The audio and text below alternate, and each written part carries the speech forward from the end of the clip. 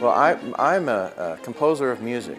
A little bit about my background. I'm very comfortable in school. So I was the first 25 years in K through 12 education. I grew up in Houston. I loved music from a very early age. I was one of those unique kids. I always sang in the choir, played in the band, played football, and did wrestling. And so the only person who was ever mad at me was my athletic coach, because I always left for the choir trips, but I just did it all, and I'll take the suspension, whatever it happens. But that was my connection, that's really my connection. And I went to undergrad school at the Eastman School, and I did the 2 more degrees, graduate school at Juilliard School, and did what a lot of composers start to do. You just stay in school as long as possible, because they're, and my dad even said, my dad said, "Gosh, Todd, I really appreciate the hard work you're doing, in your school and your grades, and you have these degrees," but he said, "I'm just not sure if an MMA or a DMA is ever going to equal a JOB for you.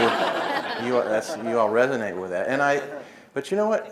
That kind of, there are those things in your life that happen that kind of change the way you think. And I said, why is that? Why is there such a narrow definition of professional success for artists? Artists are so well qualified to do so many different things. And that sort of changed the course of my life. I still write. I'm an active composer and do a lot of work with historical subjects. But from then on, I said, what could I do to help provide more opportunities for artists, but also to help safeguard the opportunity for young people, especially, to have the arts as part of a well-rounded education. So I dove right into teacher training and education and K through 12 type of things for a while. Then I was getting so excited about being in Houston, where we also had the wonderful medical center and all the things that they started to learn about the brain and brain development, those kind of things. And I said, we're all over here beating our heads against the wall on these standardized tests. Maybe if we took a whole different view of brain development and brain connectivity and growth that the medical center they knew a lot about. So I started bringing music therapists and neurologists and imaging specialists in to work with teaching artists and teachers in the schools to think about how the arts can be integrated into education in unique ways and be evaluated in unique ways. And that brought me eventually into this world that we call arts in health. It's a growing field. Many of the major hospitals around the world have some sort of arts and health program, and it's something I'm excited about because it's an example of broadening opportunities for artists. And it's also an example, it's a meaningful example of the arts taking on a different role, a different purpose. And as you see in my presentation, my goal is here is to expose you to something that is primarily kind of happening behind closed doors, but is a growing field that needs artists to work in it. I think as a lot of things happen, the sort of field is created and the market's created, and the education system sometimes then respond to that. So I'm thinking that even in the high schools, an exposure to this broadening world of opportunities for the arts and how the arts can have value to people is worth introducing students to. And especially in the collegiate levels, I'm advocating for more of even more formalized types of training and thinking about the purpose of the arts in environments of care.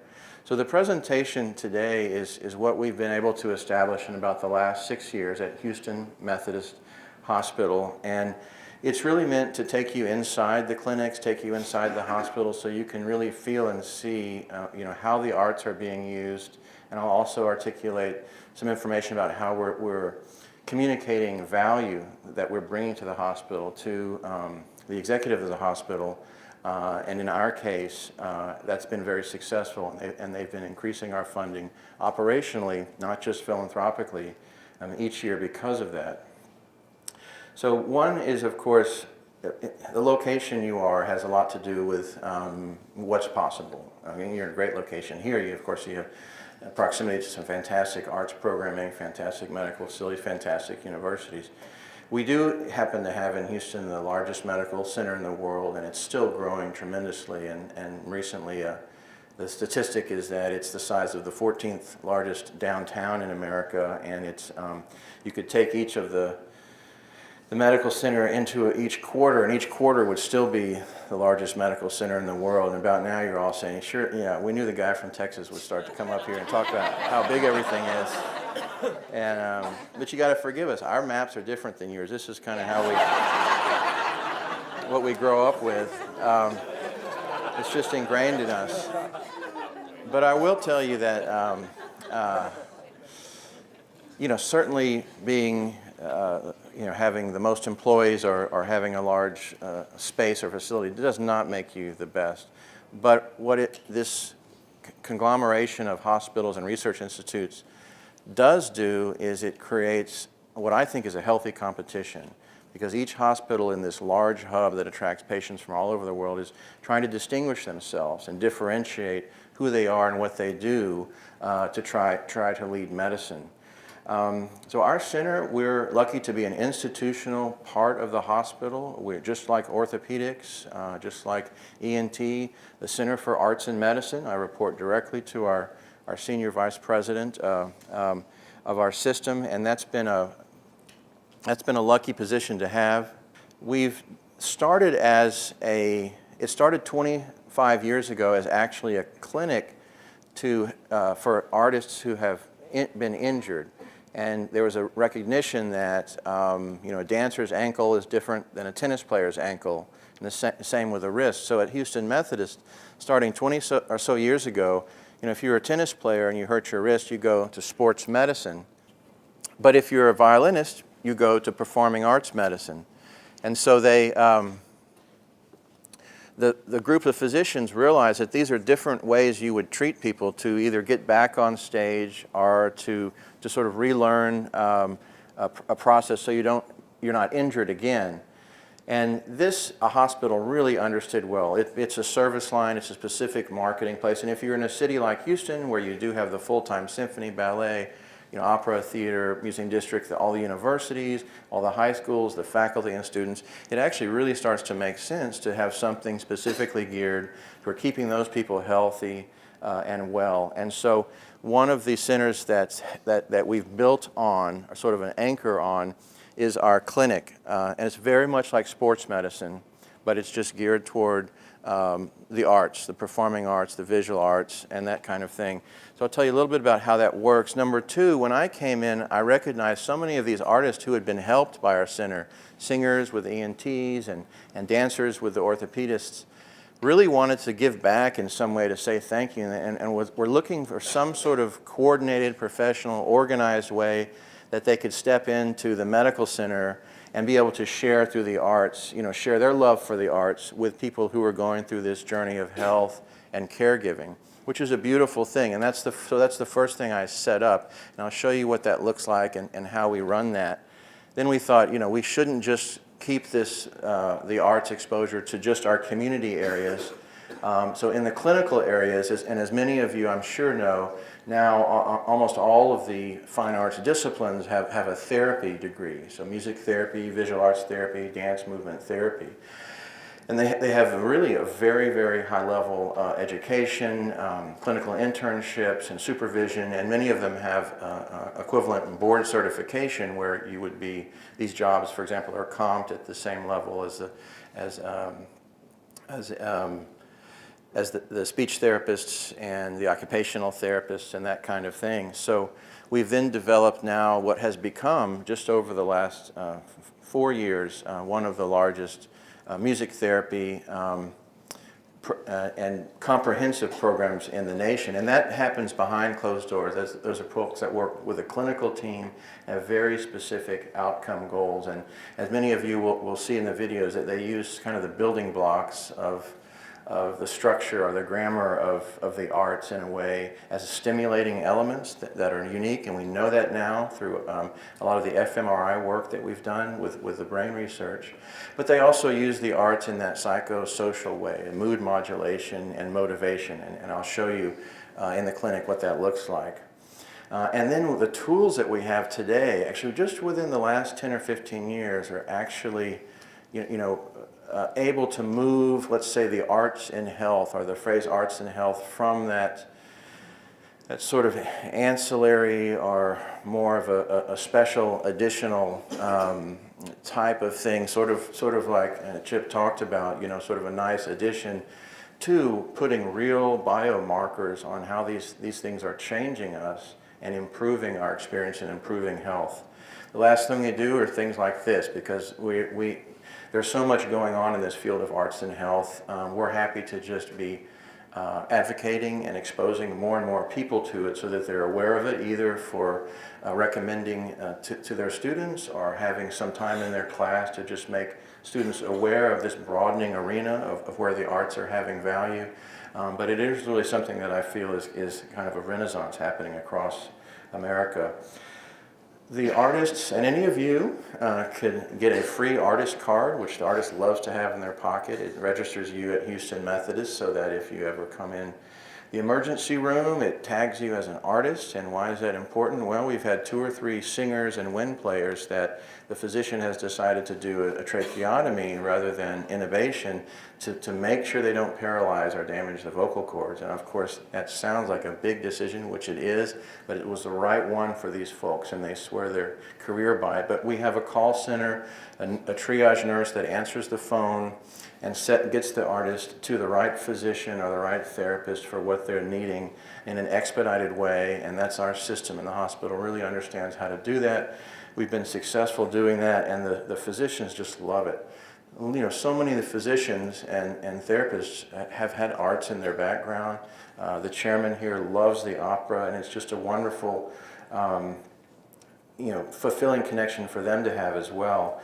We do all sorts of very specific wellness type of clinics and wellness information at schools like this, and at Houston we have a high school for the performing arts. And we also do what we call CME, continuing medical education. It's sort of like your education credits you get. I think, at least in Texas, you have to have 6 hours a year. But we're doing this for physicians who can come and look at and consider ethical considerations when you're treating artists. Let's say treating a creative mind, different types of medications you could use or have options of using.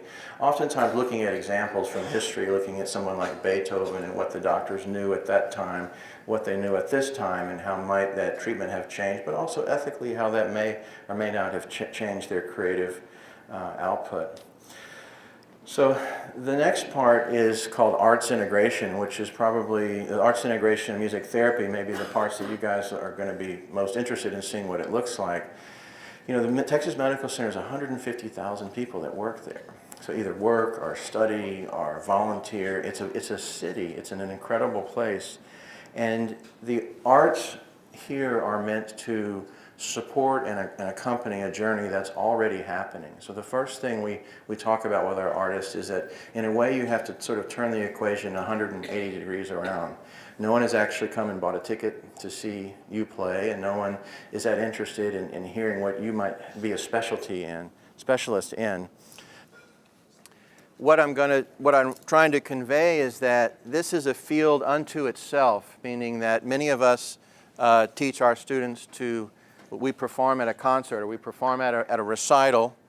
Some of us may also be in a position to do some outreach programming, and then we may do educational programming.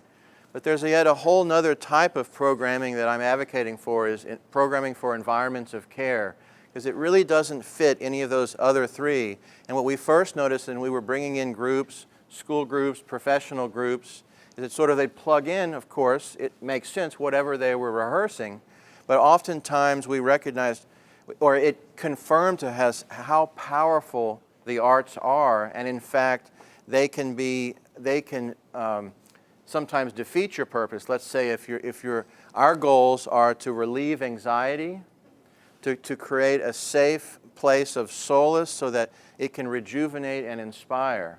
And we all can think of pieces that don't do those things and pieces that do those things. But our arts integration has grown. We have live music every day, 7 days a week, by our 5 staff pianists and 7 volunteer pianists.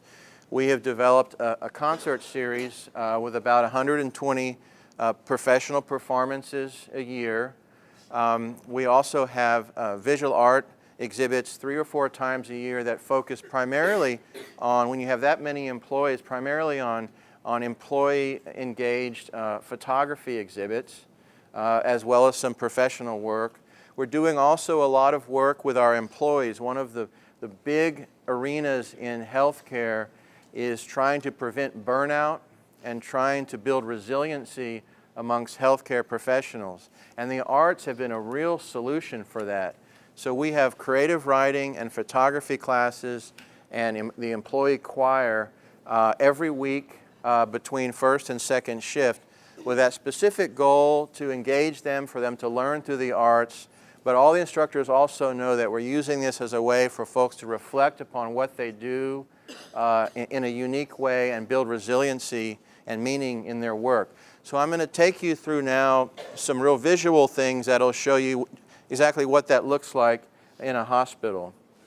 So every month we promote what we do at all of the parking stations and all the information booths and all our electronic posters. And then we also have developed, this may be interesting to some of you, and it's just a PDF you can download from our website. This is our orientation guide to programming for environments of care. And it talks about who your audience is and the opportunity that you have, and then more specifically how that would translate into types of pieces, volume levels, types of instrumentations, timings of movements, how your general audience member will be there for about 8 seconds rather than 45 minutes. Not everybody, but you'll see how it's a whole different field unto itself. We are lucky to have a really beautiful space in our hospital. Hospitals are thinking more and more and more about the built environment and having these community spaces where people can come and have that wait time. Even it's treatment time as well for some folks, as you'll see. And so just, this is just meant to have you imagine this is right when you walk in the facility. Many people are welcomed by something like this.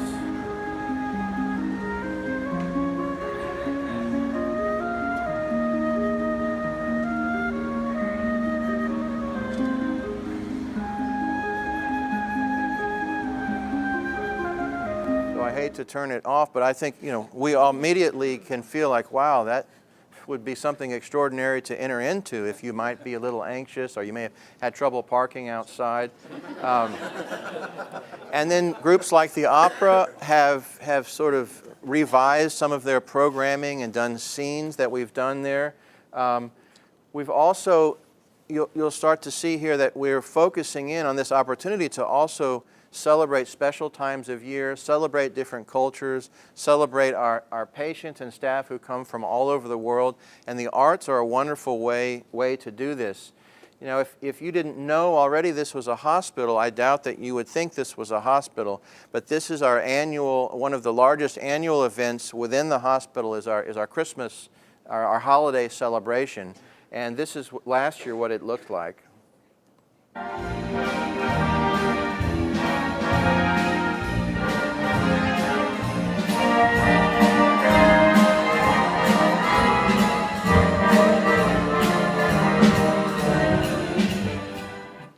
So you realize a place that has this many folks in it, a lot of these folks can't get out of the hospital, and it's a way the families can come and meet them and come out and celebrate and be part of the life of what's happening. This was just this year, and this is our employee choir participating with the Houston Ballet Orchestra.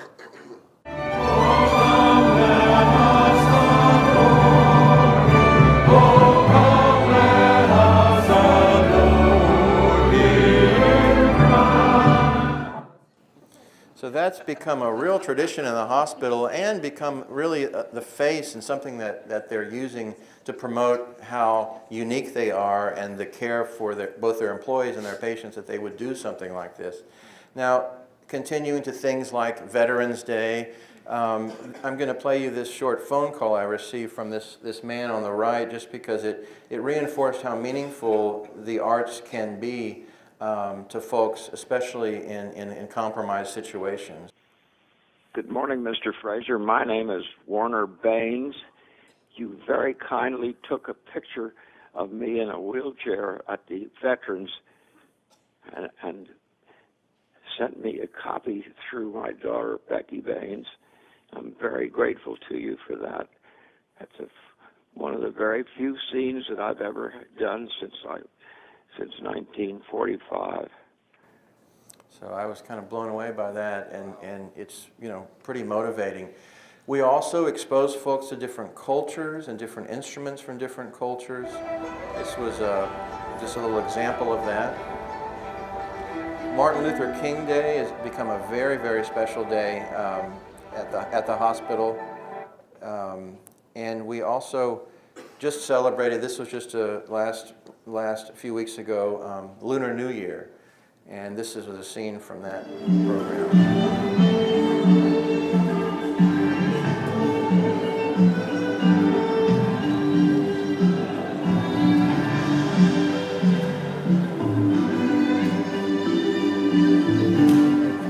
I'd like to draw your attention to in this video is every single person in there is distracted, and their eyes are on what's going on. Well, these are people waiting for their cars, waiting for their appointment times. Our employees stopping in between, you know, their procedures and thinking about getting ready for something that happens next. So I say even that 8 seconds where you see someone's face change and you stop and just take a deep breath, you know, there's a feeling that you're really adding that support that I talked about earlier to a journey that's already happening, and the arts are adding a very positive piece of that. People also love it when little children are playing music. You know, there's something about that. We also have had this fantastic response to the Lighthouse for the Blind has a new choir. Their choir director has some snapping and clapping that helps them stay on cue. And of course, the cutest thing is they all have their seeing eye dogs. We will just love to watch people having fun making music. This is a little example.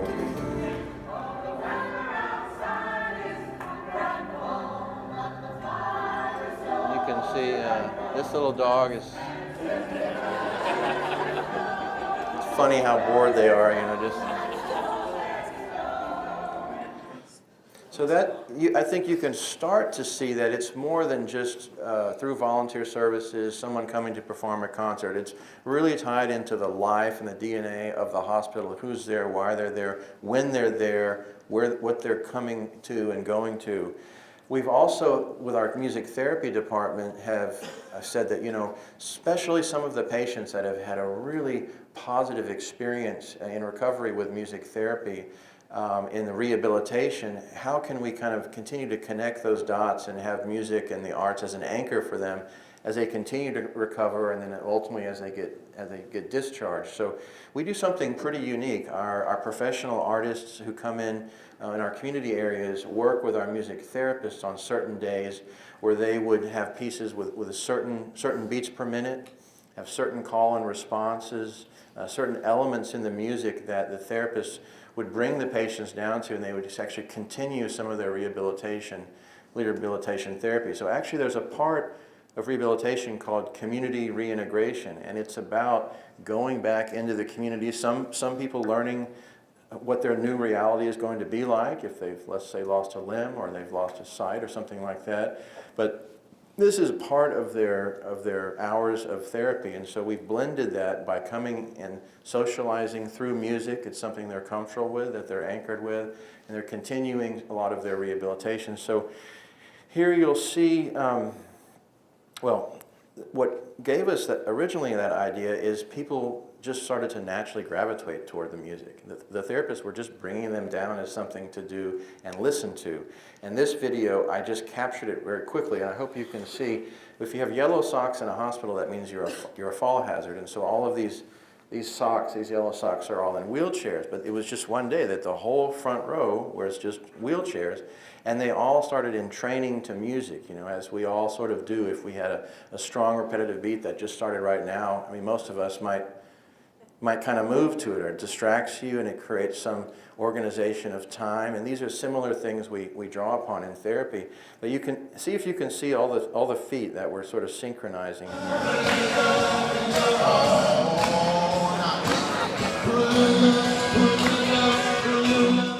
And then we took that a step further, and so this one, it's hard to see, but the person in the front has a foot pedal with a percussion instrument. There's an elderly lady there doing some motor work and also balance work. And this happens in our public areas, and it's just a beautiful thing to see the arts bringing and connecting and bridging these special moments in these people's lives. I hope you can see it, a little bit of it.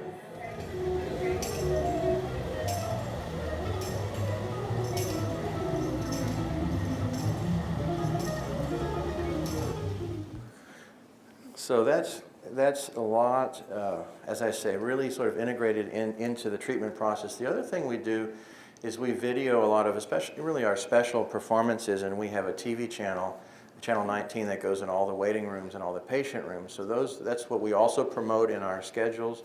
So people going up to visit loved ones in a room can say, let's see what's happening down in Crane Garden.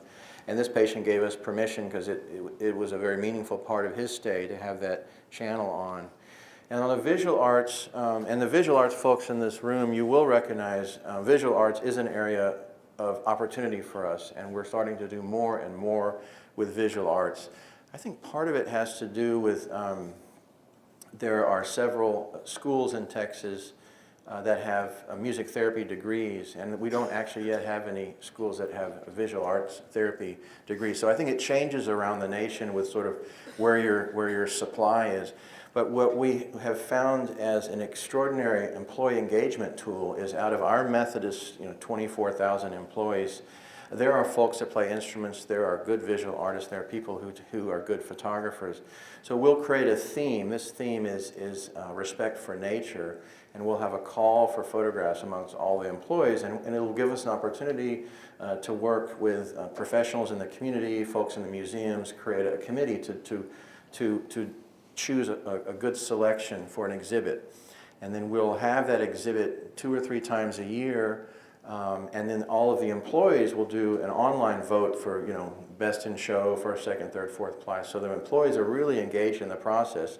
And then when we have the show, the director of our HR will be very proud, and the employees are there, so they're feeling like not only are we beautifying some of the walls with a themed exhibit that we know will be sensitive to the journey in the hospital, it also engages the employees, because they feel like they're giving back in some way to the patients. And you can sort of see at the bottom right corner of each image, it's the employee's name, where they work, and what they do. So this has actually been touted mainly at the hospital as an employee engagement tool, which we didn't necessarily know it would be so important, but especially in healthcare environments, there's a lot of attention being paid toward how we can help build resiliency in employees. And how we work with a little more from the professional artist is there are older areas, wings, and areas of a hospital that will often have a chance to be redone. And most hospitals look kind of like most jails. They just have long white walls. There's a lot of white space in these hospitals. This particular wing is rehabilitation, and they use this wing every day for gait training, which is relearning how to walk, some cognitive training, some things that they would remember and have discussions about, and walk certain number of paces of feet. So we thought, well, this is a beautiful way to continue that idea of completely integrating into the DNA of the hospital. So we work with the therapists, we work with the folks, and we even work with some of the patients.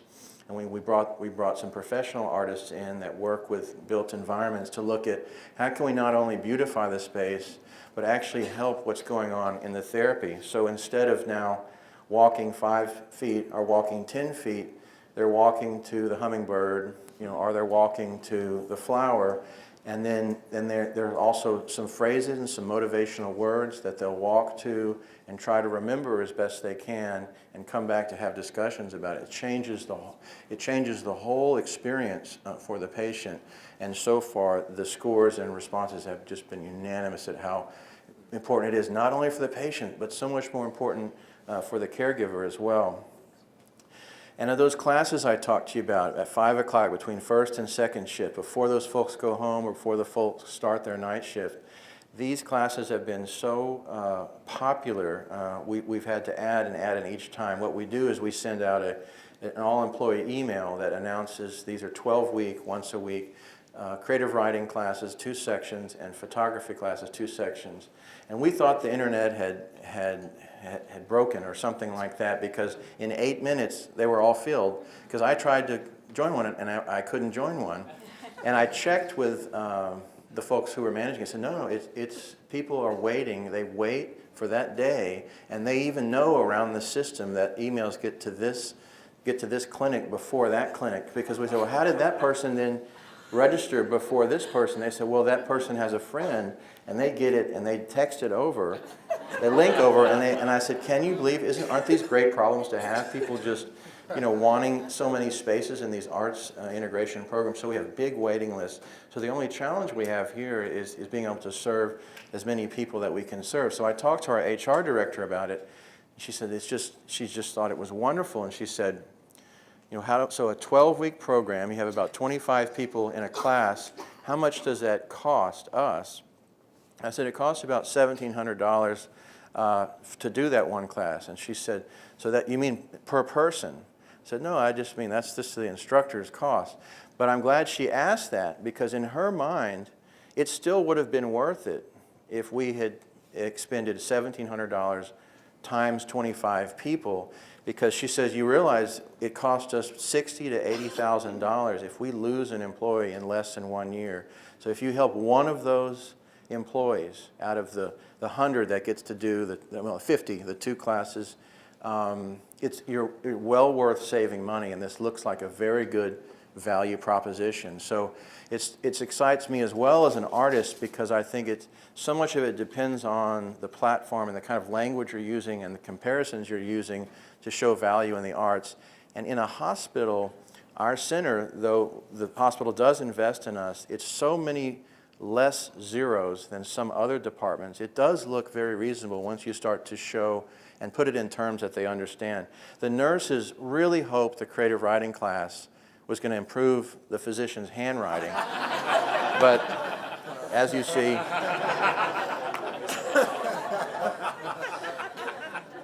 it didn't quite work. But this employee choir, it started right after Hurricane Harvey. We needed to do something. We mobilized our therapists and our artists in residence, singing in the choir, meet in the chapel, songs of hope and encouragement. And people came, and we looked at lyrics of certain hymns. We looked at songs that are meaningful, and they said, let's do this all the time. Why do we just do it in the time of a disaster? So this employee choir meets every week, and now it's an 8-hospital system. The other hospitals all want it. So, and it's been now sort of the calling card for Methodist. Methodist is the sponsor of the Astros, and guess what? We just sang the national anthem at the Astros. Our national anthem.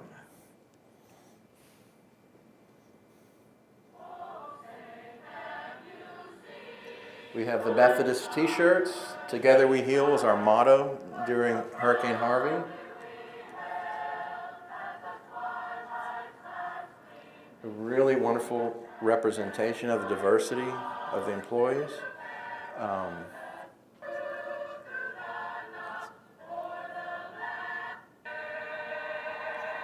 Ladies and gentlemen, the staff choirs from Houston Methodist and Houston Methodist Willowbrook Hospital.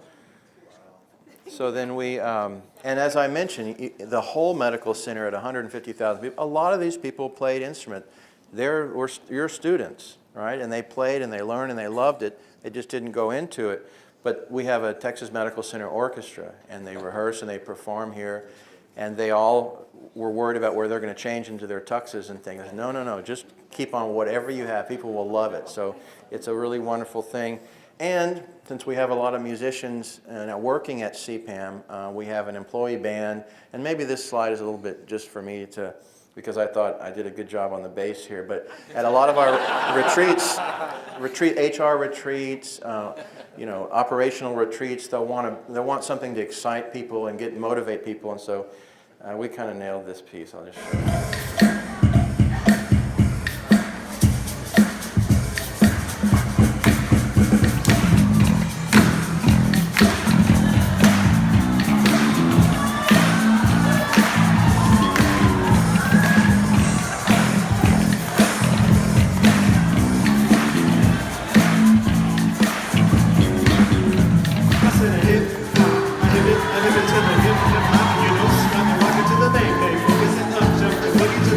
the boogie to me. And now what you hear is not a test, I'm rapping for you speak.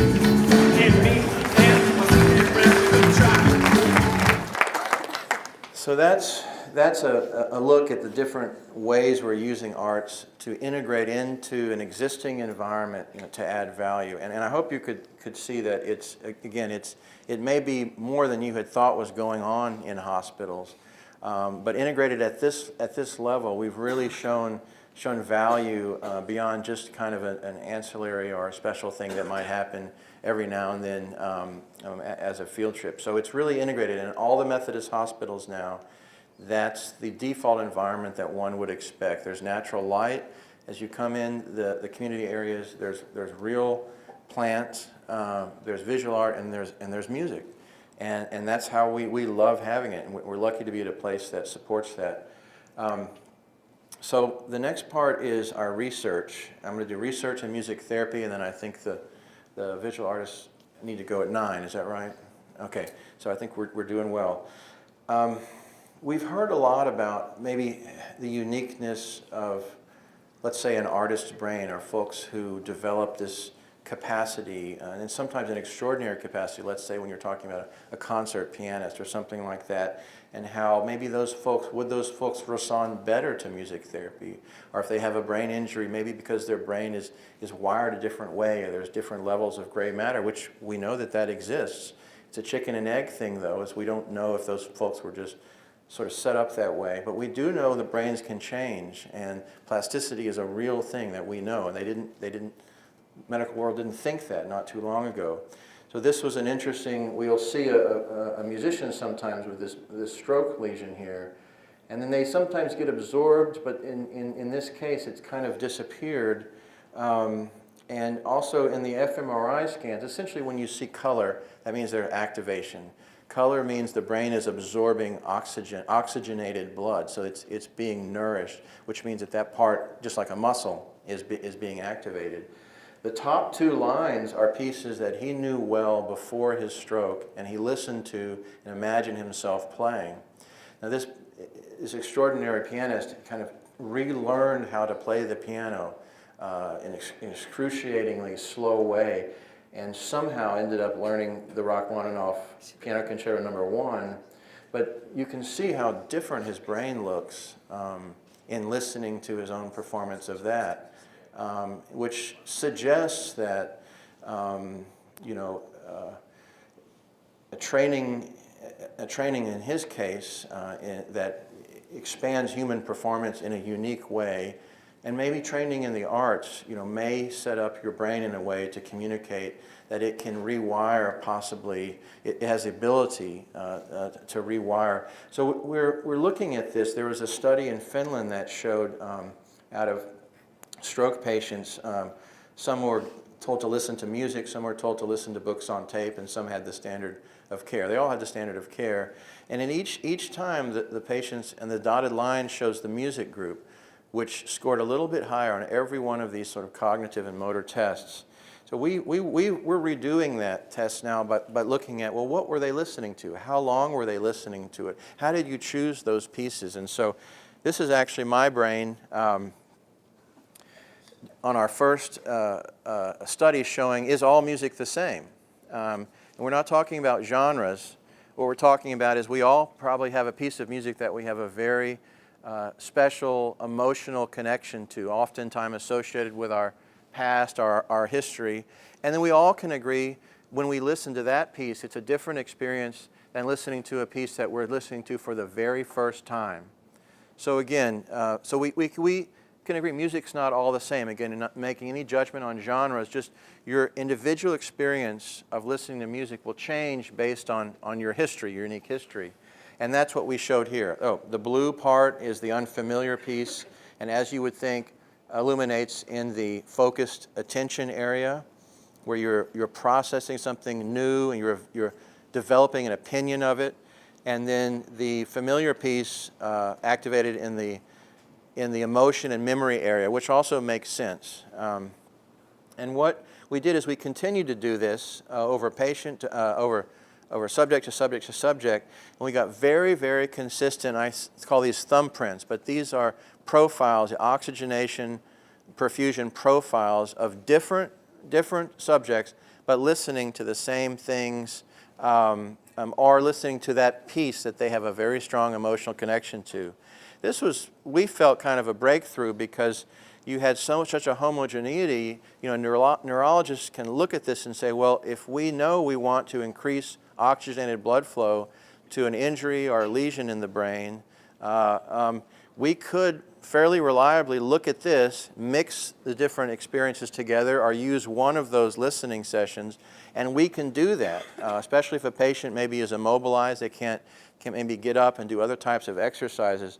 So we did, this was our first publication, which then showed that we can reliably increase blood flow to certain parts of the brain, but it has to be based on that in an individual sort of curated listening list for that person based on their own history. Just so you know what it looks like, in real time, the different areas of the brain that light up, you can kind of see, it's a little hard to see, but it's a real-time response to blood flowing into the areas that are being activated while listening to music.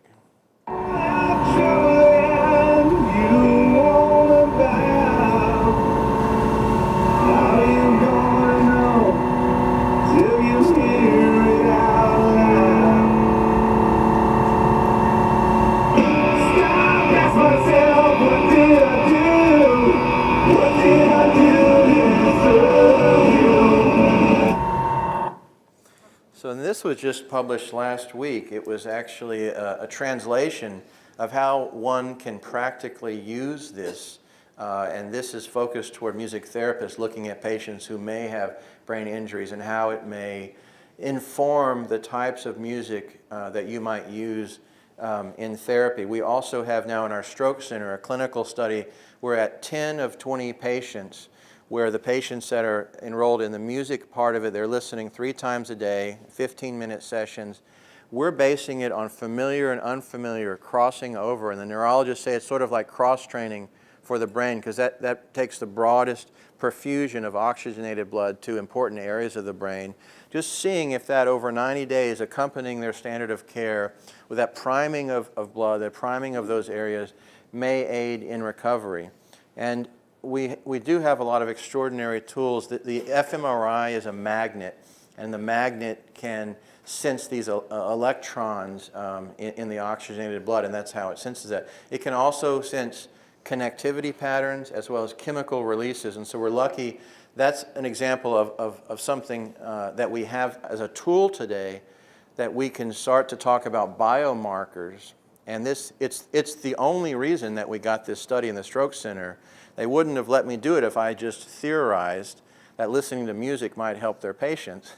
But when I showed them that biomarker screen of the homogeneity, they couldn't wait. They didn't care what it was. I mean, they said, if you can replicate that, let's do it. So the conversation has changed in a very positive way in this field for the arts because we do have biomarkers. There are chemical changes that happen when your mood changes and these types of things. I want to get, for the last few minutes here through our music therapy, we're really happy. We have 10 music therapists now. Every one of these music therapists was in band in high school. Some of them did a performance major, but then all of them tried to figure things out for 2 or 3 years because they just say, well, I don't want to have to practice that much, anymore. What can I do to share music and share it in a meaningful way? So that was a time where then music therapy was becoming more and more popular. They would go back for an equivalency degree or a master's degree and then get that training.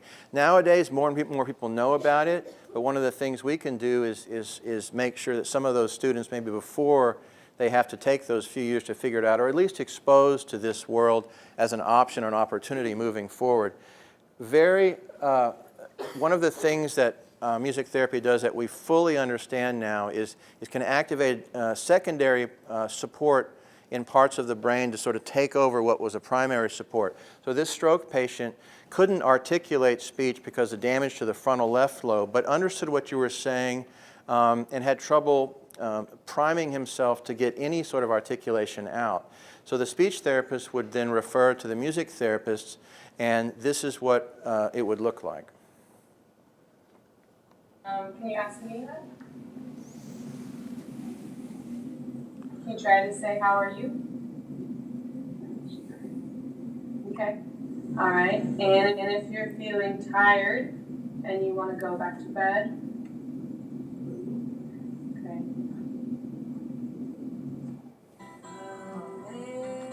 Amazing grace, how sweet the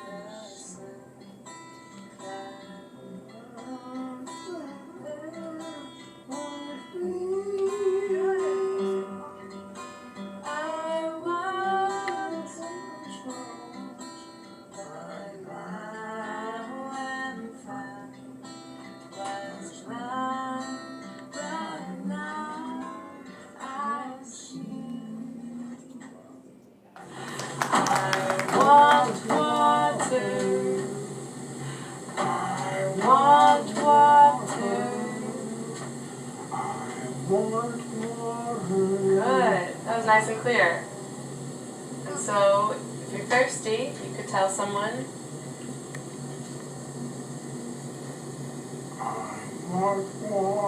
Good. Really good. I am in pain. That's it. So tap with me. I am in pain. I am in pain. So, if like yesterday, when you start having those spasms, you start having that, your nurse comes in, you could tell her.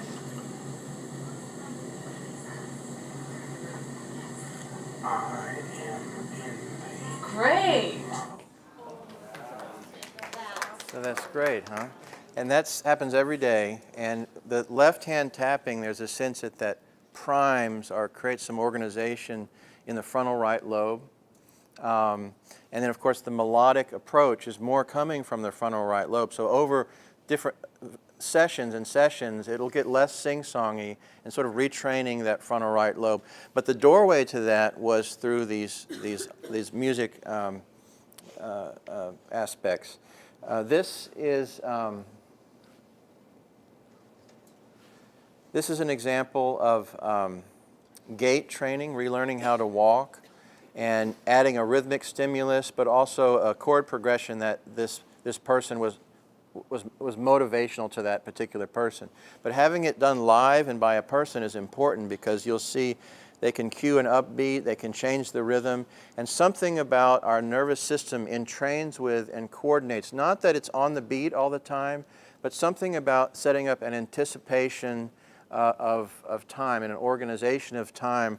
We entrain to, and it coordinates the nervous system in a unique way. It's a phenomenon. You can see how this is the one session in the same hallway that we've beautified now, without music and then with music, and see if you can tell the difference, especially in the right foot that shuffles a lot, and you see that with people who have had strokes.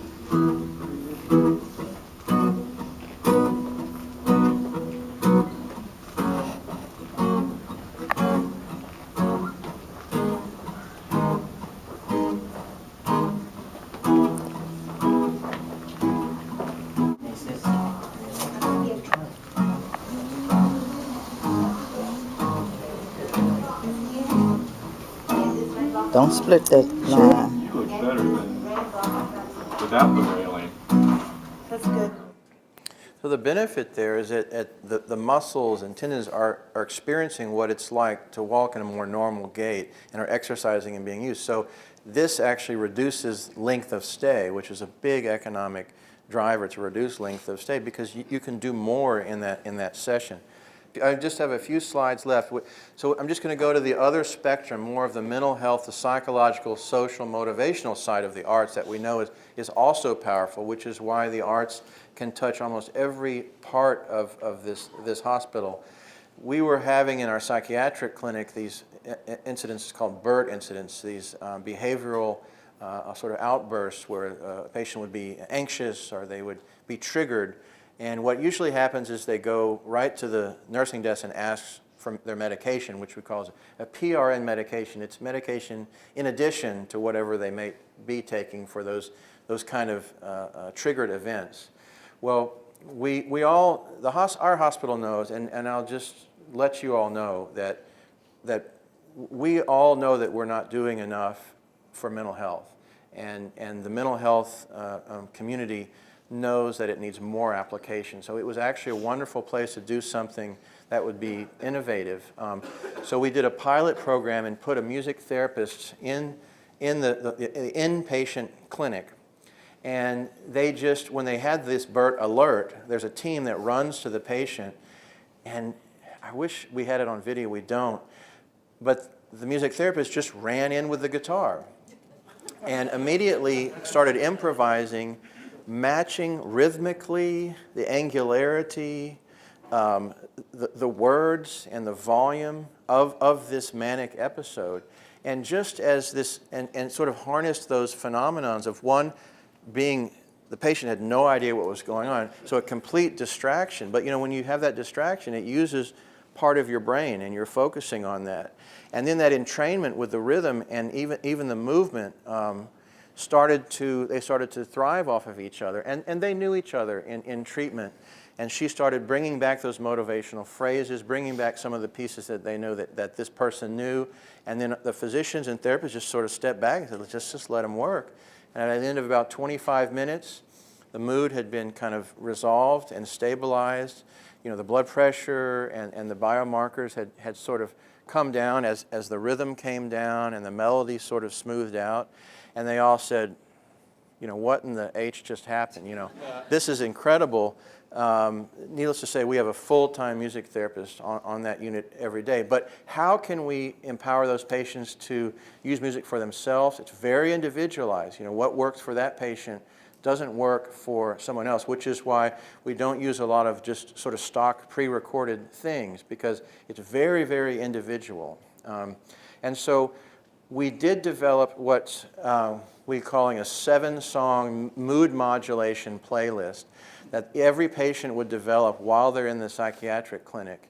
And the first song is meant to match their unique anxious or manic phase, coordinate with them, motivate with them, and bring them over those 7 songs, each tiered song, to their desired mood state. And so we've built what's called a sound dome in our psychiatric clinic, which is a acoustic directional speaker that you can hear right when you're under it. They're not allowed to have headphones and other types of things. There's a lot of regulations, but whenever they're feeling anxious, they can come out and use the sound dome to try to modulate their mood. And what happened was so interesting is that immediately the nursing station recognized that the patients were going there instead of asking for their medication, or if they come and ask for the medication first, they said it's going to take a little time to get it and come back, but something that actually works immediately that you could try, even while I'm getting it, is the sound dome. And sometimes they'd come back, they were in the sound dome, and then they went back to their room and they didn't use the medication. So what did I do? I said, track every one of those times that we've saved money on pharmaceuticals, and that, again, another way that we're showing value. But then there's a broader ethical value. These folks are learning something they can use for themselves when they get discharged. You have your headphones, you're in the grocery store, there's no stigma attached to it. Even if you're talking to yourself nowadays, there's no stigma attached to it. But so this is what it looks like, and this is what it would be like in the clinic. Hey, excuse me. I'm feeling a little anxious. Can I get my meds, please? I'd love to help you, but have you tried using your music listening playlist yet? Not yet. That's a good idea. Let me go and do that. Why don't you give it a try and Thank let you. me know. Okay. Thanks. Good Come to the music listening station, right over here. Have a seat. And your playlist is number 1. Go ahead and press play.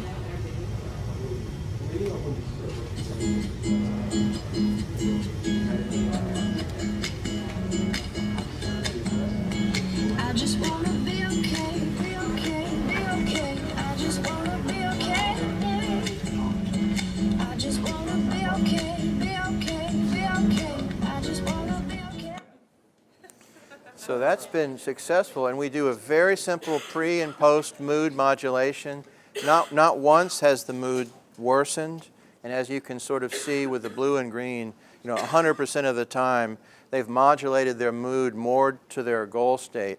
Plus, we're saving a lot on our PRN medication. The ultimate win, though, would be now through telemedicine. Our first 3 patients are coming in through telemedicine visit. All 3 of them are still using their list.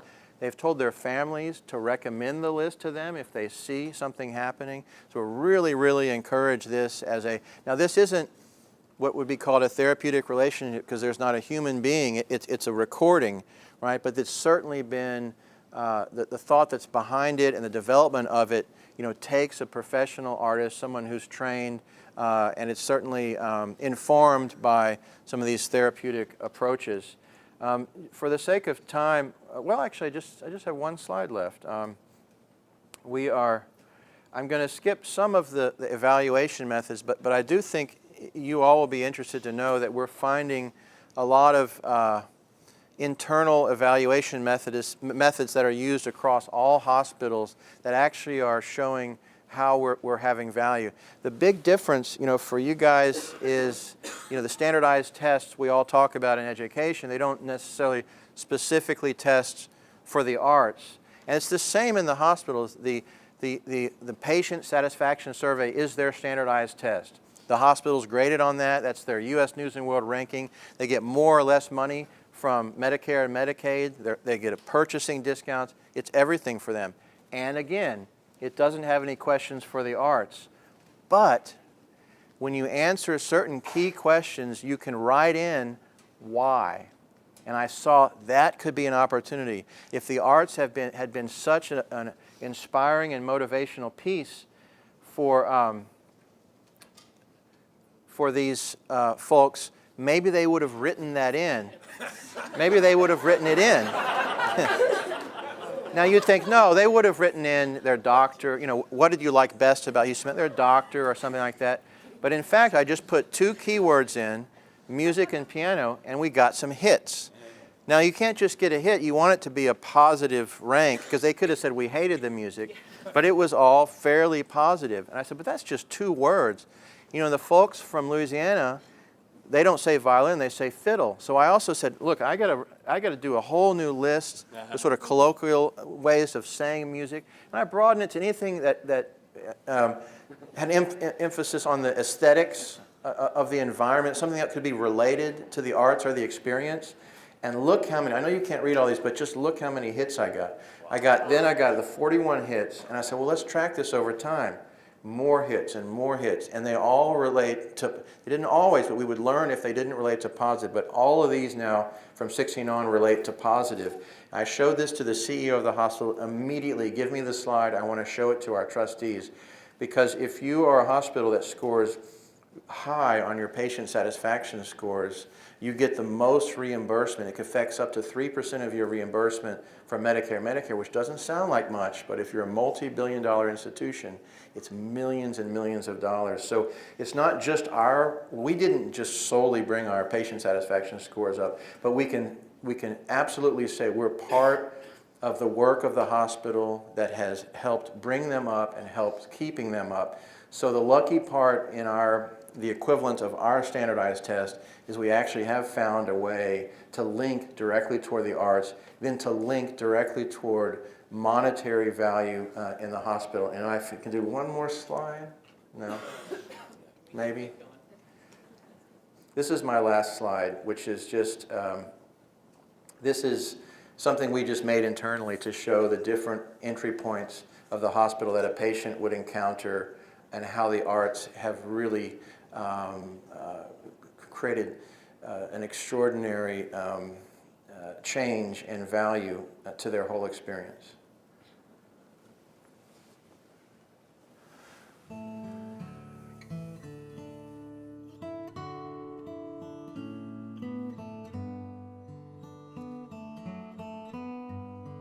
The first thing a patient experiences at Houston Methodist Hospital is a friendly greeter showing eye care values of integrity, compassion, accountability, respect, and excellence. And while entering the building, our guests are welcomed by natural light, beautiful surroundings, and live music, offered 7 days a week in the community lobby by staff and volunteer pianists. In addition, special performances by visiting artists are scheduled weekly, and calendars are offered at all information desks to our visitors. The amount of live music offered makes the hospital one of Houston's most active concert venues. As we continue the patient experience, waiting in any of the Methodist waiting rooms, the patients and families may turn to Channel 19 so they don't miss the broadcasts of community performances from the lobby, such as this special performance of Beethoven by the world-renowned Miro Quartet. After a procedure or treatment, while traveling through Methodist, art adorns the hallways for the enjoyment, motivation, and inspiration of all. Of special interest at Houston Methodist are the annual employee photograph exhibits, which show a unique side of our caregivers while beautifying the environment of care and communicating Methodist's holistic mission to patients and visitors. The exhibit you see in this hallway is called Texas Skies. During rehabilitation sessions, after a procedure or treatment, music therapy is part of the treatment team.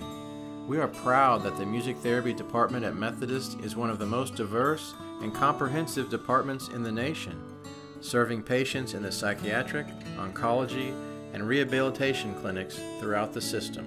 When a patient is ready to begin reintegration activities in preparation for discharge, a visit to a live music performance in Crane Garden with their therapist offers unique and rewarding support to their journey. Then, just as the journey began, the last thing a patient remembers when leaving through the natural light, the art, and the music is the unique care they received from Houston Methodist Hospital, a hospital that is leading medicine by embracing the arts as an integral and impactful part of the patient's journey. What I try to do is two things. One, it's encouraging to me, and I hope to you, that we are really finding, hard science biomarkers that are showing that the arts have a place in this arena, and an important place, and an inexpensive thing to, all the hospitals in America are thinking the same thing. Over the next 15 years, unless we figure out how to lower the cost of care and improve our outcomes, we're going to be in big trouble. And I present the arts as a solution, not just to that, but it's also a solution to places who care about their employees and care about their patients, and they may have patients and employees from all over the world. The Methodist Hospital is actually owned by the Methodist Church. It's a nonprofit, faith-based hospital. So there are also those ethical challenges that the hospital has of wanting to welcome everyone from any religion and any culture who's coming and seeking care.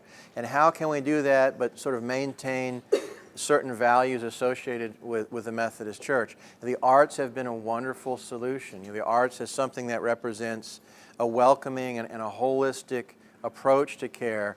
And if someone leaves remembering that they were cared for in that way, that's the only thing that the Methodist Church is glad and proud of. So the actual biomarkers that are adding more value to the role of the arts, but also for you guys just to know that we now have 19 full-time employees.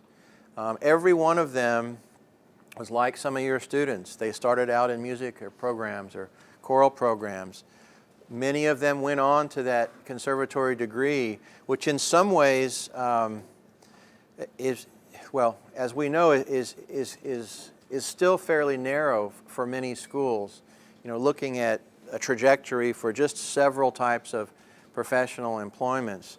But I'm hoping this information is exciting both to y'all and to those folks at the university level to expose students to this broadening arena in which the arts are having value, but it is a field unto itself, as you all can sense. It's something that would take a certain approach and a special consideration, to be effective. And that's still growing, the sort of professionalism of this field and those types of things. I mean, there's no degree for college to be an artist in healthcare, let's say, right now.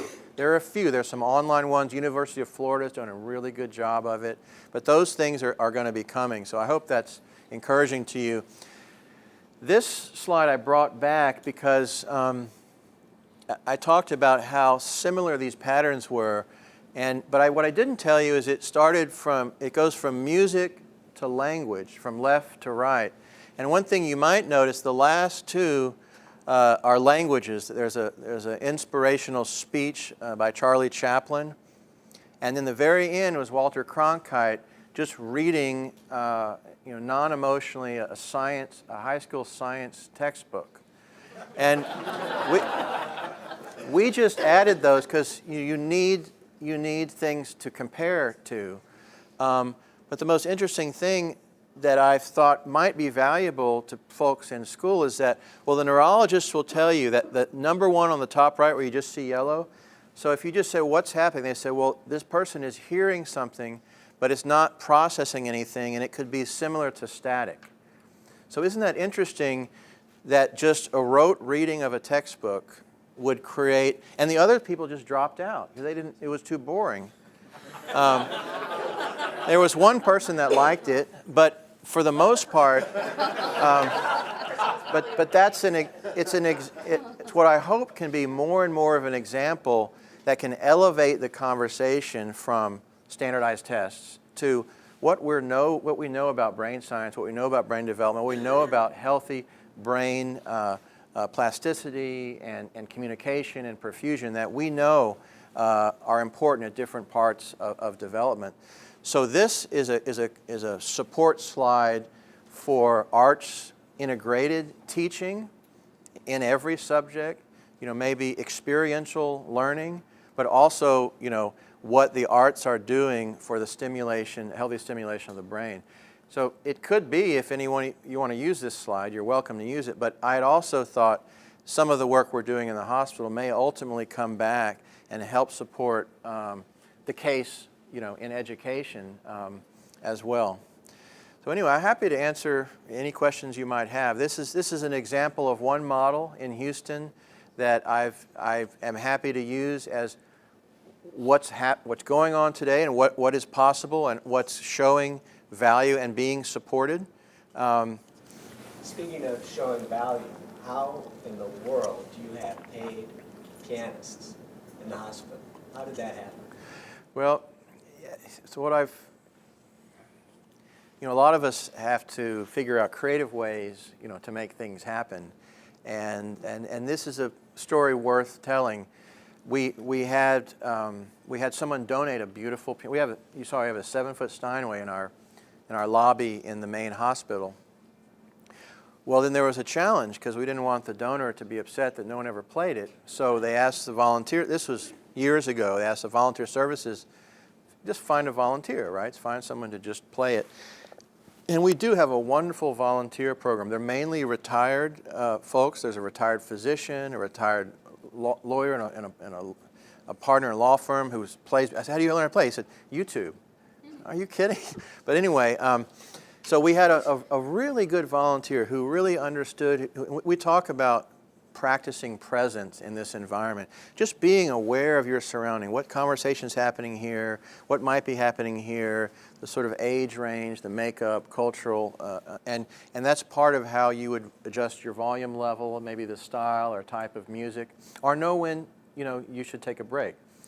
And this guy was so good, and he came pretty consistently for 2 or 3 weeks, and people saw it, and they got used to that being an environment that they recognized was positive and they enjoyed. But it's a volunteer, so when the volunteer decided not to come because they didn't want to or to take a vacation, they can do that. They're volunteers.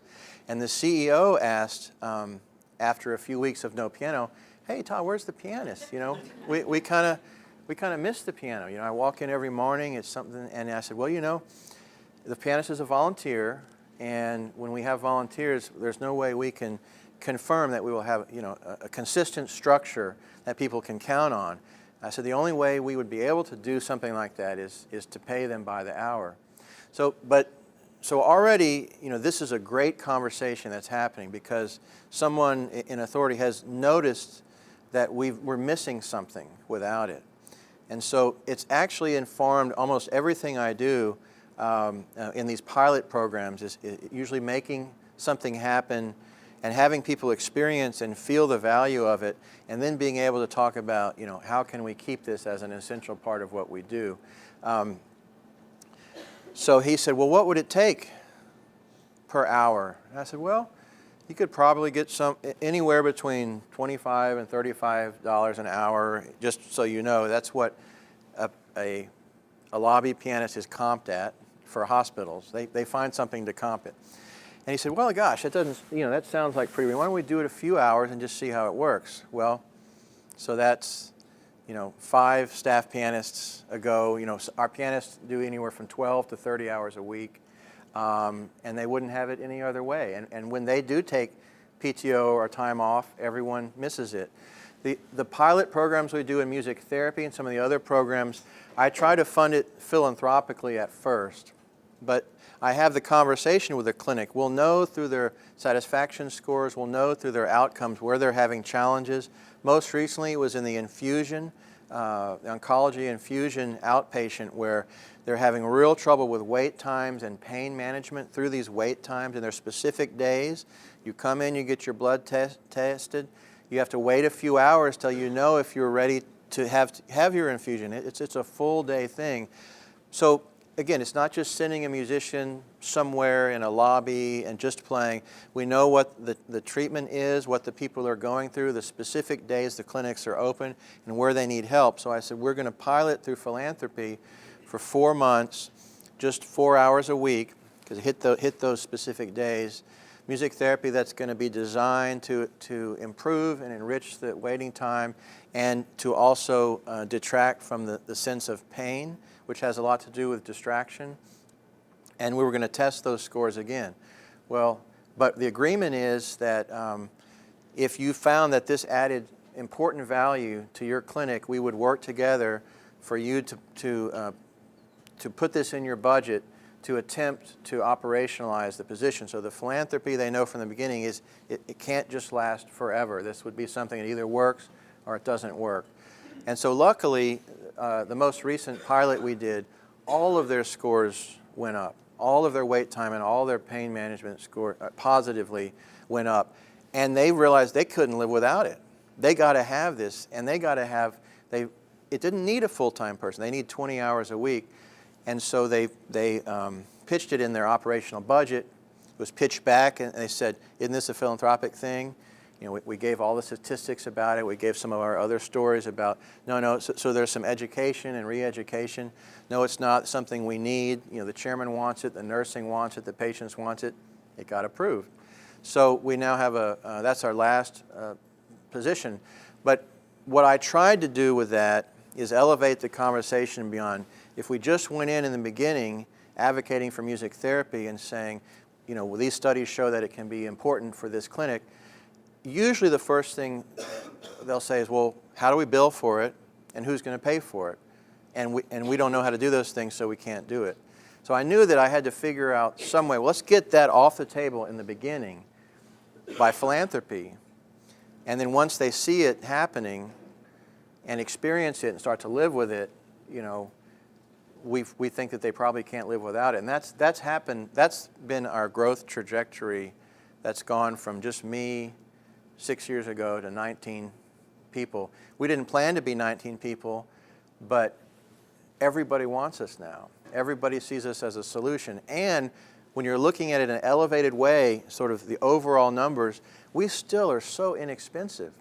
We just have people, right? And we buy some equipment, but it's so inexpensive compared to some of these other programs. And so So I think that's all pretty encouraging, and that's why I do like to get out and talk more about it, because a lot of this does happen in a bubble. I mean, and we are focused, and we all do that. We happens in a bubble, but advocating and talking about the growth of the field, and allowing other hospitals and other people to reference us, to reference the largest medical center in the world, the #1 hospital in Texas, ranked number 16 nationally. Yeah, it's nice to say all that stuff, but I think when people come in the door with an idea or a pitch, they'll know, well, this isn't just a pie-in-the-sky thing. Look, these major hospitals have really invested significantly in it, and look at the results that they have. We can expect to have consistent results if we follow these types of paradigms and we invest this kind of money. Just a quick question, but it seems like anxiety is running rampant in our schools and today. The 7 songs that you had said, seems like a pretty easy solution to help students with this. Well, how do you pick the 7 songs that you were talking about? You know what? Probably next you should bring up our music therapy director, who could y'all be fascinated by how they decide these kind of things. I mean, I'll just do my best at it. I mean, they say the first song meets somebody in their individualized anxious state, whatever it could be a manic state, anxiety, could be just a slight, something that triggers them. And that looks completely different for everyone. So it's not something you can just plug in an algorithm for. I mean, maybe you could get close to it, but it's something that I think a human being needs to do, a human being with background and training and knowledge. And then what they do is with the rhythm, with slowing of the rhythm, spacing out, especially the chord changes that might include increased dissonance, the voice, the pitch of the voice, the speed of the notes changing. It's all of this, and then at key times introducing that piece that has the motivational words that can kind of keep them anchored and keep them moving and distracted through it. I mean, it's a beautiful thing when it really works right. It's not easy. And they're existing songs. Some of them will be just songs that they know that are motivational to them, and sometimes they'll create their own songs. So this patient is involved in picking these songs? Yeah, and they have homework. They go off and they listen. They come up, what's your song 4 going to be? What matches 4, in your journey? And that whole process is wonderful too. That they've, and that's why more and more these people, like I said, how that have had this, in some ways, transformational experience through music or through the arts in a very vulnerable time in their life. One of our biggest challenges is readmission. So we have them in this controlled environment, right? But they're discharged when they're deemed to be stable. And so, but it doesn't mean they're ready to go back into the community. And so one of the things that's why we started the telemedicine part, is, and we actually have, and they said, well, when you leave, when you walk out the door, have your list in. And we think will be such an important part of their journey. We didn't know, though, we just lose contact with them when they're discharged. But recently, though, the first 3 telemedicines we've had with those, they're all using them, and they have these fantastic stories.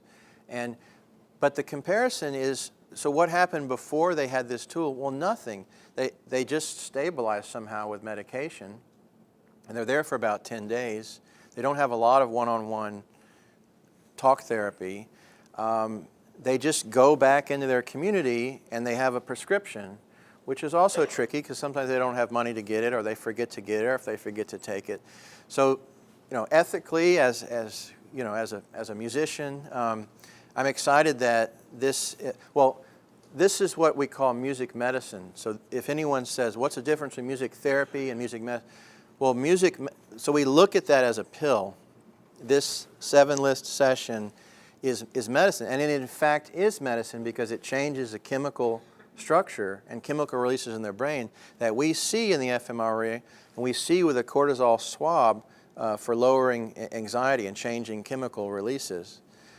So it is, they take that pill and it has a certain impact. That's why we call it music music medicine. And so far, it's extending readmissions and giving those folks a tool to better integrate into the community. What our ultimate goal is to have a handoff to all sorts of arts organizations and arts experiences. These are safe places that you can go, that you will be welcome to. They're open rehearsals. They're organizations that understand this continuum of care, and you'll be welcomed back in the community, and this can become your new community. That's going to take some work. That's going to take symphonies and choirs and opera companies, coming and learning more about what we're doing and learning about how they can create certain, I tell them to call it music for wellness, open houses, or music for wellness types of programs that we can really make that handoff so we can completely be united. Most major cities will tell you that mental health is an epidemic, and in Houston it's the same way. They're looking to us. What do we do in these controlled environments that's showing value?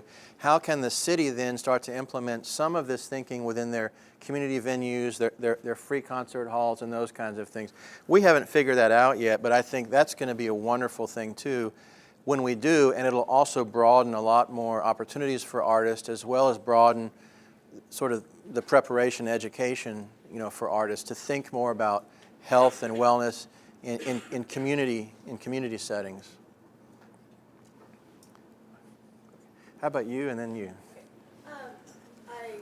My mom had some major surgery, and I was in hospitals a lot last year. And she's a music lover, and she had a room to her own. And one thing I noticed is that though she watches a lot of television at home, in pain rehabilitation, in that care environment, she didn't want to watch TV, and she wanted to listen to music. And it was kind of interesting. I love that concept of that sound dome, because like the speakers in a hospital are terrible. Mm-hmm. So when she would put some music on, there was a music channel on the TV, but it just didn't sound good.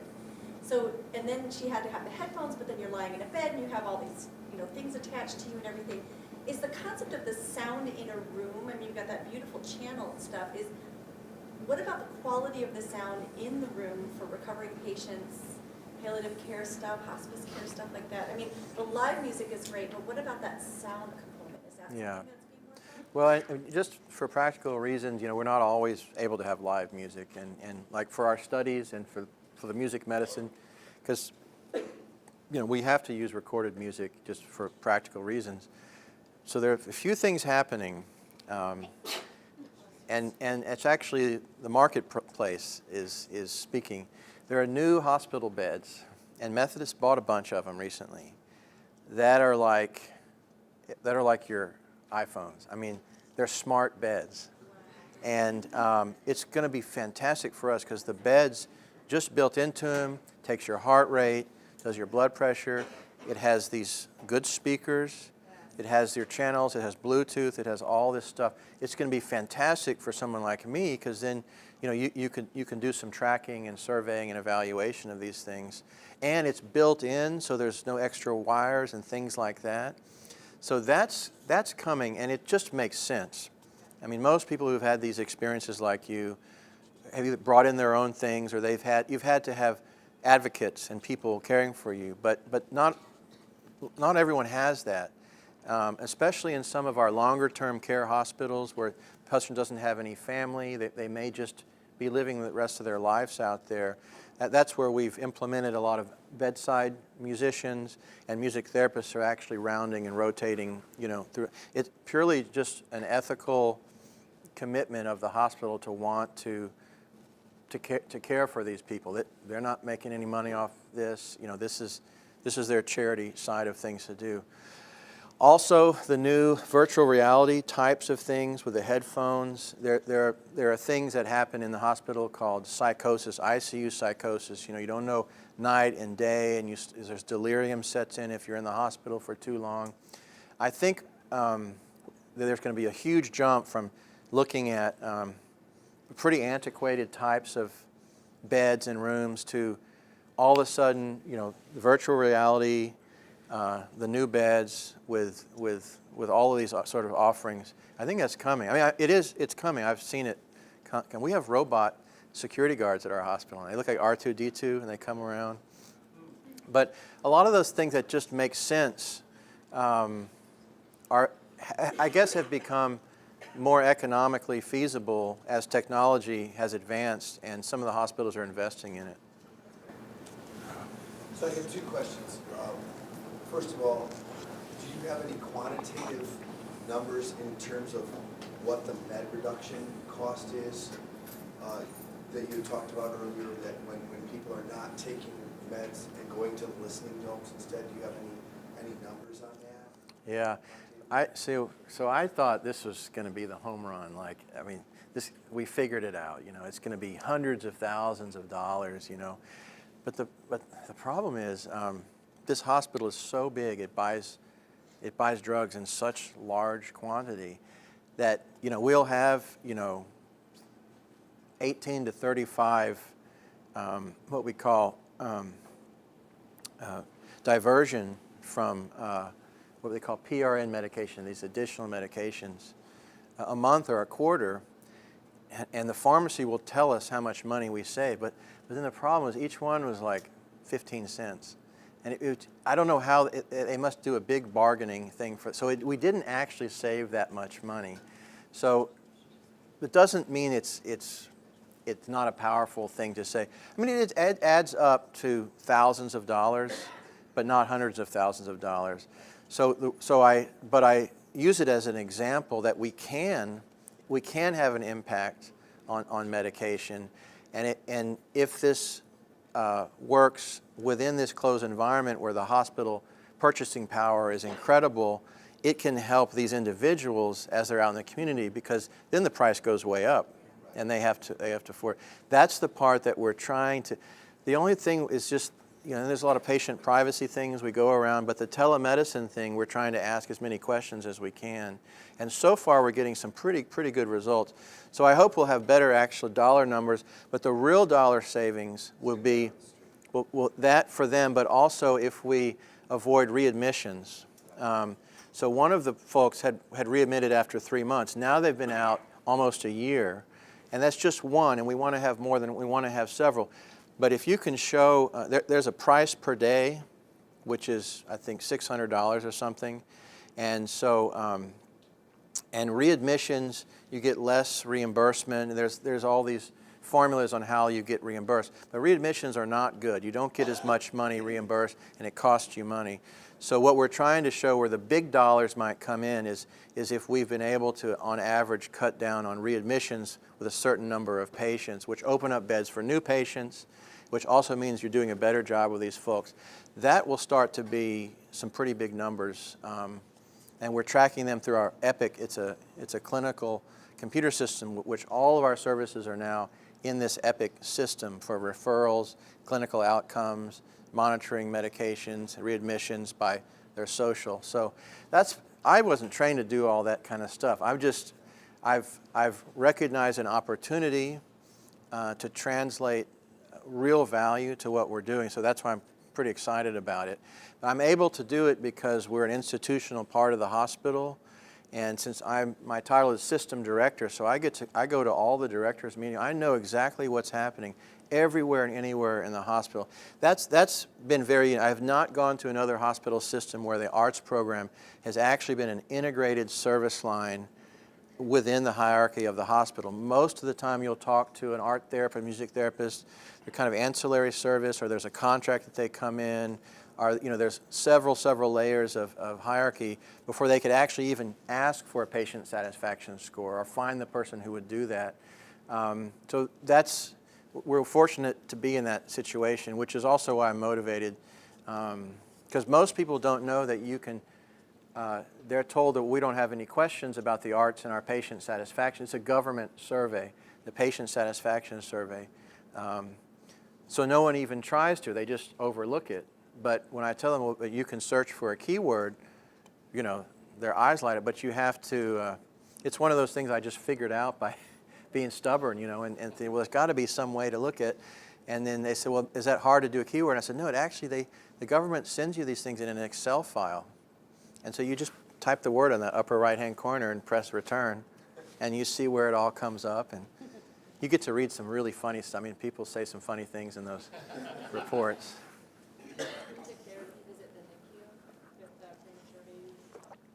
Yeah, we are an adult hospital, but you can have a baby at Methodist. Interesting. And then they have a NICU. We do. They're very, very careful there. We try to have the best research. They go in with decibel readers because it's shown that the sensitivity to sound and levels, especially, well, even babies in utero and then babies in the NICU, is much higher. There's a lot of precautions that are taken to try to make it safe. There's a lot of work with the families and with the parents, and in situations where they're very challenging situations, there's a lot of legacy work that happens with the families. We do that. That's one of the areas that we consider highly specialized, where we wouldn't just let a group tour through and play music there, but it can be so, oh my gosh, these babies, even in utero, sometimes, well, we had this one case where the mother was brain dead, but all her vital statistics, were fine. She was alive. The baby was alive, and the challenge was, can we keep the mother alive long enough so that they can give birth at more of a normal time frame? And they ended up not knowing what to do, but referring to music therapy to try to create some sort of environment of when the mom might have been awake, when they'd been asleep, when they'd call the name, and so she would sing the name of the baby. They'd come in and they'd do little play games. I mean, whew, on the belly where the baby would react. And every time the music therapist came in, Lila, Lila, the baby kicking and stuff. And it's really powerful kind of thing. That ended up being very positive. They had a normal birth, and the babies with the grandparents. But there's a lot of things one needs to be aware of in those really highly clinical environments to use it. So in those cases, we would only use probably a board-certified music therapist who also had NICU training. There's other areas that are not as medically intense that we have professional musicians that are coordinated with therapists, are supervised, that work together and share music. I'm still curious about this slide. I have a 14-year-old that I'm pretty sure lines up with the blank one with the bronchitis. So I'm trying to get oxygen to his brain as much as possible. But I also think this slide would be really great for, I don't know, but I'm just wanting a little more information about the top of the slide and what each means, because I think some of our parents might, when we have them for curriculum night or things like that, would be interested in just seeing what music physically does to the brain. Yeah. Well, the Bach visual is, so you're in the machine, and you probably by the video you heard it's really loud. It's a magnet, but it makes a bunch of noise. But you have earplugs and you have headphones on, and then you can see through a mirror, the technician's desk, and they had a visual representation. This is Bach's first invention, and of the score going through. So you're actually watching the rise and fall of the notes, and we color-coded the areas to watch. So the idea, this is our next phase of it. The sort of anchoring the eye with the rise and fall of a line, where you can kind of live through a piece, sort of experience a piece almost from the inside out. Might that even be accentuated? So we added that just for, we're going to do that next, but everything just lit up like crazy. That's the, everything was activated. So that was a visual only? This is visual, oral and visual.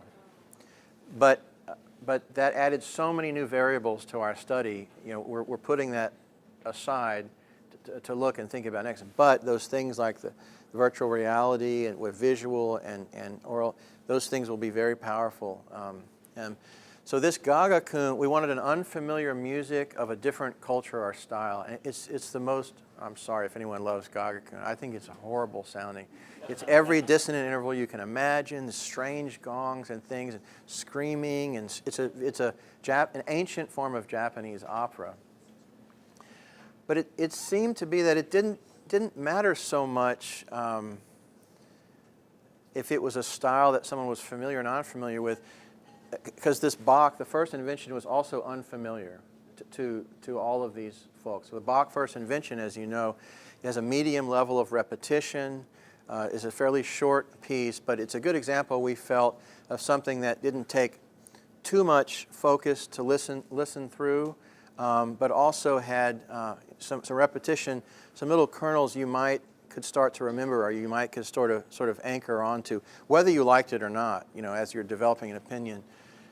So this, a little less activate, the yellow and orange is more activation. A little more activation for the Bach, but these fall in, for us, they fall into one category called unfamiliar. Music you're hearing for the first time. We just had different kinds of unfamiliar. The self-selected is a piece that we asked them to bring a piece that you have a very strong, positive, emotional connection to. And that was all over the board. It was from Indian raga to an opera aria, rock and roll to rap. I mean, that's super interesting. It didn't seem to matter what the genre was, which I'm glad, because I didn't want to be the guy that says, you see, nobody likes Prokofiev. Everybody likes, we have brain science. So it all has to do with that individual and what that piece was that tied to that emotional memory time to them. Even mine wasn't a classical piece. Mine was a country music piece I associate with my grandparents. And it's just every time it takes me to some place. And then we get into, so what you can see is that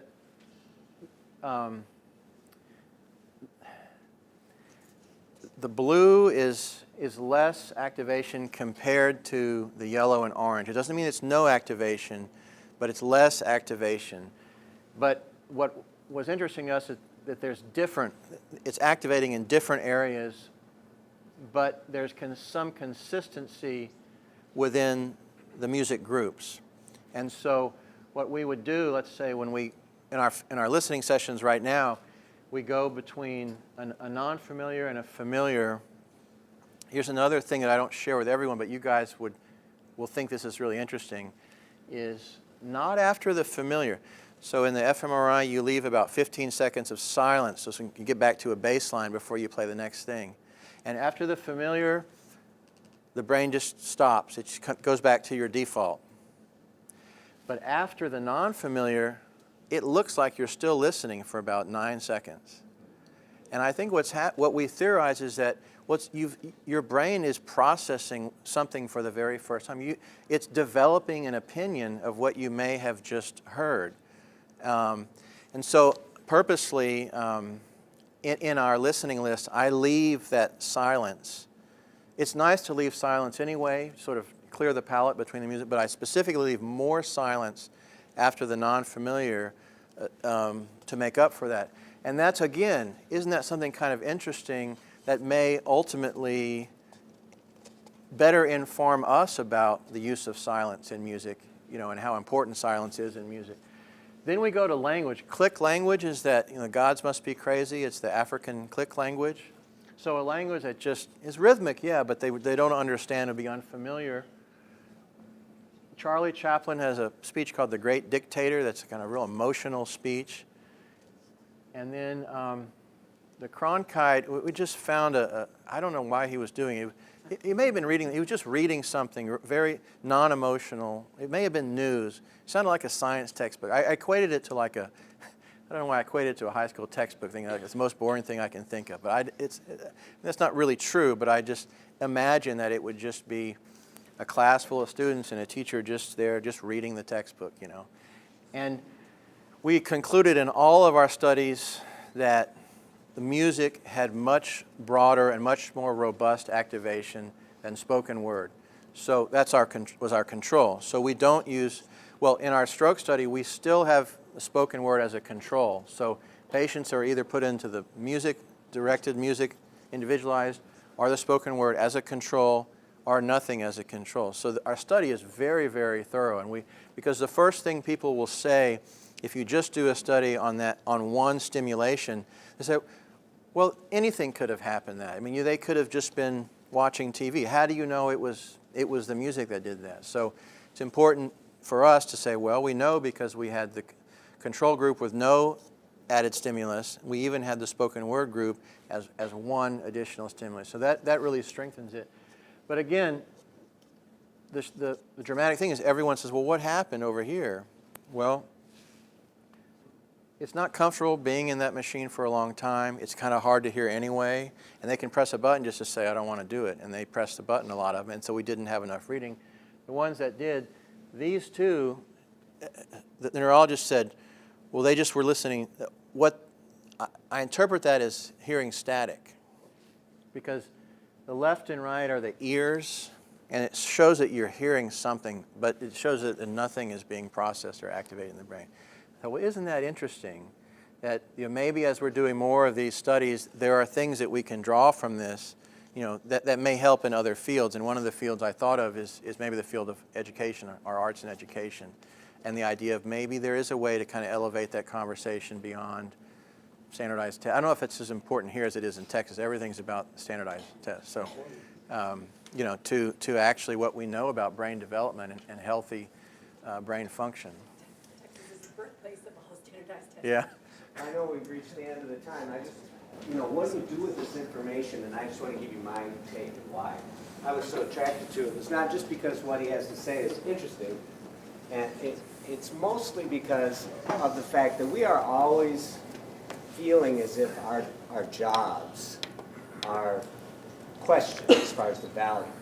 And when you have somebody who's in the field of medicine who is finding evidence of value in music, it's really something that you need to know.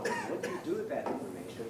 Well, first is you have to feel good about what you do, because it's clear that teaching music has benefits for the kids that are working with you.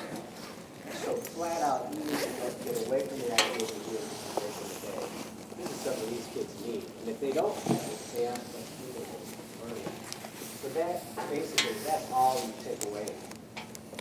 That's fine with me. The other part of it, though, is you should be curious about very specific information about what you do in information, so that you can go find it, learn about it, and be able to articulate it. Because those are the stories that your parents will resonate with. I know this too about research. Not just spouting it as far as, well, we know the music is good for these reasons, but I was really interested in the fact that X equals Y in this particular case. And this is something that really motivates me. You heard Todd say several times, it's very motivating when he finds this information for their clinic. But for you as teachers, it should really feel motivating. Every day you wake up, you have an opportunity to change lives because you're changing the structure of the brain. That's important for you to know, especially on some days.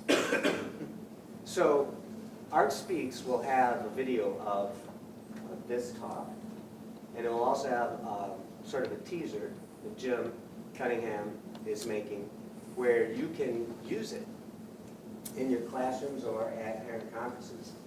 It'll be less than 5 minutes. But then you also have a full hour and a half that you can refer people to that can give them even more information. Why I brought him in to see the medical profession is what I already stated earlier. It's just you aren't going to change everything all at once, but you are going to open up the door of possibilities for things to improve, to healthcare to improve. And I love the way that Todd phrases that, is music is the solution. And when you start thinking about what you do as key to solving problems in society, in your classroom, in the work that you do, then you are empowered in a way that makes it easier for you to advocate for what you need. So with that, I invite you to, first of all, like Art Speaks 204 on Facebook, because we update that pretty much every day with current research. So the articles that Todd mentioned, as soon as they're available online, they will end up on the Art Speaks Facebook page. And the other is certainly visit artspeaks.net, because there we have archived all of the talks that we've done since 2012. And I know you'll find things that will be useful to you. So once again, could you please... Thank you. go.